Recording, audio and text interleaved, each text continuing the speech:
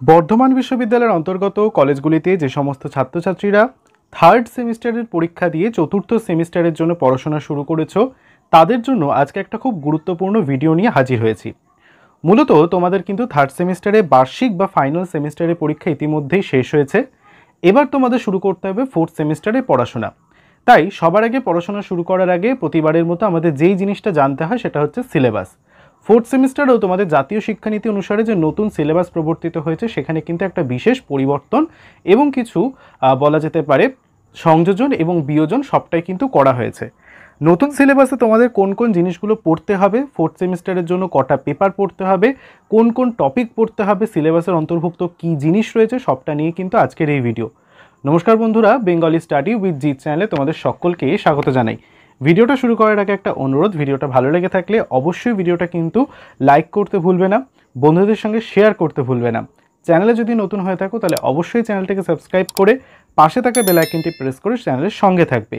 সবার আগে বলবো, এখনও পর্যন্ত যারা সিলেবাসটা জানো না তারা কিন্তু ভিডিওটা সম্পূর্ণ দেখো এবং অবশ্যই সম্পূর্ণ ভিডিওটা দেখলেই কিন্তু তোমরা সিলেবাস সম্পর্কে একটা ক্লিয়ার ধারণা পেতে পারবে। তো চলো দেখে নেওয়া যাক আজকের সিলেবাসটা। তো তোমাদের সামনে দেখতে পাচ্ছ রয়েছে সেমিস্টার 4-এর বর্ধমান বিশ্ববিদ্যালয়ের জন্য যে নতুন সিলেবাস প্রবর্তিত হয়েছে তার একটা এক্সেল শিট তোমাদের যেটা তথা ইউনিভার্সিটি থেকে প্রকাশ করা হয়েছে তার একটা লিস্ট এখানে তোমরা দেখতে পাচ্ছ, যেখানে প্রথমে তোমাদের মাথায় রাখতে হবে তোমরা থার্ড সেমিস্টারে যেভাবে দুটো মেজর পেপার পড়েছিলে এবার কিন্তু তোমাদের মেজর পেপার 3টে পড়তে হবে। যেখানে মেজর 1 পেপারে তোমাদের পড়তে হবে মধ্যযুগের সাহিত্য, মেজর 2 পেপারে তোমাদের পড়তে হবে 19 শতকের কাব্য কবিতা এবং মেজর 3 এই 3টে পেপারে তোমাদের পড়তে হবে ছন্দ ও অলঙ্কার। এছাড়াও যে সমস্ত ছাত্রছাত্রীরা মাইনর পেপার নিয়ে পড়বে এই সেমিস্টারে অর্থাৎ ফোর্থ সেমিস্টারে তাদেরও পড়তে হচ্ছে ছন্দ অলঙ্কার। তোমরা সকলেই জানো যে তোমাদের 75 নম্বরের অর্থাৎ 75 নম্বরের বার্ষিক পরীক্ষা হয়, যেখানে 60 নম্বরে তোমাদের লিখিত পরীক্ষা এবং 15 নম্বরের ইন্টারনাল অ্যাসেসমেন্ট পরীক্ষা হয়ে থাকে। এরপর আমরা চলে যাব ডিটেল সিলেবাস আলোচনার দিকে। দেখো, তোমাদের যে মেজর 1 পেপারটি রয়েছে সেখানে তোমাদের পড়তে হচ্ছে মধ্যযুগের সাহিত্য। এখানে তোমরা পড়বে একক 1-এ মাথায় রাখবে শ্রীকৃষ্ণ কীর্তন কাব্য, যেখানে শ্রীকৃষ্ণ কীর্তন কাব্যের যে প্রথম খণ্ড অর্থাৎ জন্মখণ্ড এটা তোমাদের পাঠ্য বিষয় হিসেবে রাখা হয়েছে। এরপরে তোমরা পড়বে একক 2-এ বৈষ্ণব সাহিত্য বা বৈষ্ণব পদাবলী সাহিত্য, যেখানে নির্বাচিত কয়েকজন কবি তাদের নির্বাচিত বৈষ্ণব পদাবলী সাহিত্য তোমাদের পড়তে হবে। যেখানে বিদ্যাপতি রচিত পড়তে হবে এসো কি হামারি দুঃখেরও নাহি ওর, তৃতীয় পড়তে হবে তোমাদের তাতল সৈকত বাড়ি বিন্দু সম, চণ্ডীদাস রচিত সই কে বা শুনাইল শ্যামনাম এবং কি মোহিনী জানো বধূ, গোবিন্দদাস কবিরাজ বিরচিত নীরদ নয়নে নিরঘন সিঞ্চনে এবং কণ্টক গাড়ি কমল সম পদতল এবং জ্ঞানদাস রচিত রূপ লাগি আখি ঝুড়ে। এই পদগুলো বা পদ কবিতাগুলো তোমাদের পড়তে হচ্ছে। এছাড়াও জ্ঞানদাস রচিত দ্বিতীয় যে পদটি তোমাদের পড়তে হচ্ছে সেটি হচ্ছে এটি সহচর অঙ্গে গোড়া অঙ্গ। একক 3-এ তোমাদের পড়তে হবে চণ্ডীমঙ্গল কাব্য, মুকুন্দ চক্রবর্তীর লেখা আখেটিক খণ্ড, তোমাদের সেই খণ্ডটি তোমাদের পাঠ্য বিষয় হিসেবে নির্বাচিত হয়েছে। এবং একক 4-এ পড়তে হবে শাক্ত পদাবলী সাহিত্য, যেখানে নির্বাচিত কয়েকটি শাক্ত পদ রামপ্রসাদ সেন এবং কমলাকান্ত ভট্টাচার্য দুজনের পড়তে হবে। রামপ্রসাদ সেনের ক্ষেত্রে তোমরা পড়বে গিরি এবার আমার উমা এলে, গিরি প্রাণ গৌরী আমার, কেবল আশার আশা ভবের আশা, এমন মানব জমিন রইল পতিত, এইগুলি রামপ্রসাদ সেনের নির্বাচিত শাক্ত কবিতা। এবং কমলাকান্ত ভট্টাচার্যের পড়তে হবে তোমাদের কবে যাবে বলো গিরিরাজ, ওহে প্রাণনাথ গিরিবর হে, ওরে নবমী নিশি না হইয়ে অবসান, আমার গৌরীরে হর লইয়ে যায়। এগুলি তোমাদের কমলাকান্ত ভট্টাচার্যের ক্ষেত্রে পড়তে হবে। এরপর চলে যাব মেজর 2 পেপারের দিকে। এরপর তোমাদের পড়তে হচ্ছে মেজর 2 পেপার, যেখানে তোমরা পড়বে 19 শতকের বাংলা কাব্য কবিতা।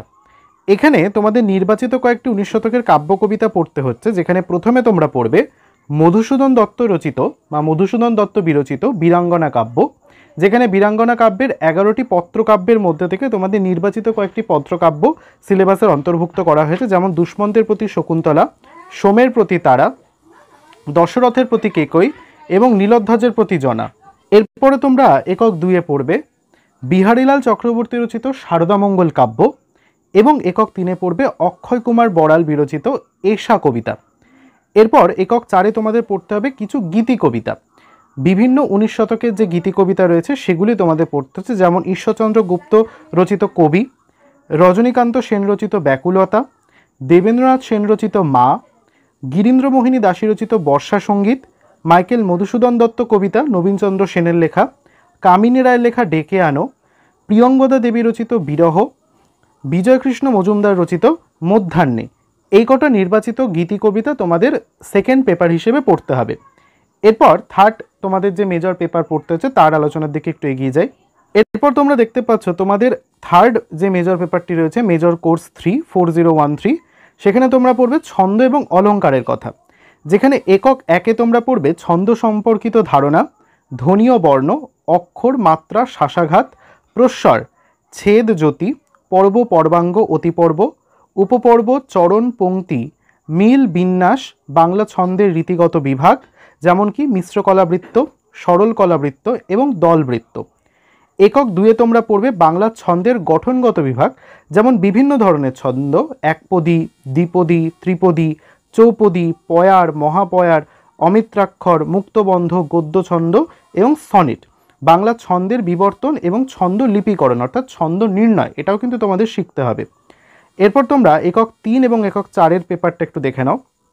এখানে তোমরা পড়বে অলঙ্কার সম্পর্কিত বিভিন্ন ধারণা, যেমন অলঙ্কারের যে বিভিন্ন বলা যেতে পারে বিভাগ রয়েছে, যেমন অনুপ্রাস, যমক, শ্লেষ, বক্রোক্তি, উপমা, উৎপ্রেক্ষা, রূপক, অপন্নতি, সন্দেহ, নিশ্চয়, ভ্রান্তিমান, ব্যতিরেক, সমাসক্তি, অতিশয়োক্তি, বিষম, অসঙ্গতি, ব্যজস্তুতি এবং বিরোধাভাস, তার সঙ্গে দৃষ্টান্ত। এবং একক 4-এ তোমরা পড়বে অলঙ্কার নিরূপণ অর্থাৎ অলঙ্কার বাছাই করা বা অলঙ্কার নির্ণয় করা। এই পর্বটা তোমাদের মেজর 3 হিসেবে রাখা হয়েছে। এরপর যারা মাইনর পেপার নিয়ে পড়বে তাদেরও কিন্তু সেম একই জিনিস রয়েছে, ছন্দ এবং অলঙ্কার মেজরের পাশাপাশি মাইনরের ক্ষেত্রেও একই সিলেবাস, তোমরা একটু দেখে নিতে পারো সেটা, ঠিক আছে। একক 1, একক 2, একক 3 এবং একক 4-এ যেখানে কিছু কিছু জিনিস তোমাদের কিন্তু মোটামুটিভাবে মেজর পেপারকে মাথায় রেখে মাইনর পেপারে কিছু সংযোজন এবং বিয়োজন করে তোমাদের মাইনর পেপারের সিলেবাসটাকে রাখা হয়েছে। তাহলে এই ছিল তোমাদের সামগ্রিক 4th সেমিস্টার সিলেবাসের বাংলা মেজর এবং মাইনরের সিলেবাস, যেটা তোমাদের কিন্তু এখন থেকে মাথায় রেখে প্রস্তুতি শুরু করে দিতে হবে, কারণ হাতে কিন্তু খুব একটা বেশি তোমাদের 4th সেমিস্টারের জন্য সময় দেবে না। এবং অবশ্যই যদি তোমাদের এই ক্লাসগুলো চাই, এই ক্লাসগুলো তোমরা করতে চাও, তাহলে কিন্তু অবশ্যই কমেন্ট করে জানাতে ভুলবে না। আমি কিন্তু মোটামুটিভাবে চেষ্টা করব যতটা সম্ভব তোমাদের ক্লাসগুলো কিন্তু করিয়ে দেওয়ার। আশা করছি ভিডিওটা ভালো লেগেছে। ভালো লেগে থাকলে অবশ্যই ভিডিওটাকে একটি লাইক করে বন্ধুদের সঙ্গে শেয়ার করতে ভুলবে না। চ্যানেলে যদি নতুন হয়ে থাকো তাহলে অবশ্যই চ্যানেলটিকে সাবস্ক্রাইব করে পাশে থাকা বেল আইকন প্রেস করে চ্যানেলের সঙ্গে থাকবে। তাহলে চলো দেখা হচ্ছে পরের ভিডিওটিতে। সকলে পড়াশোনা করতে থাকো।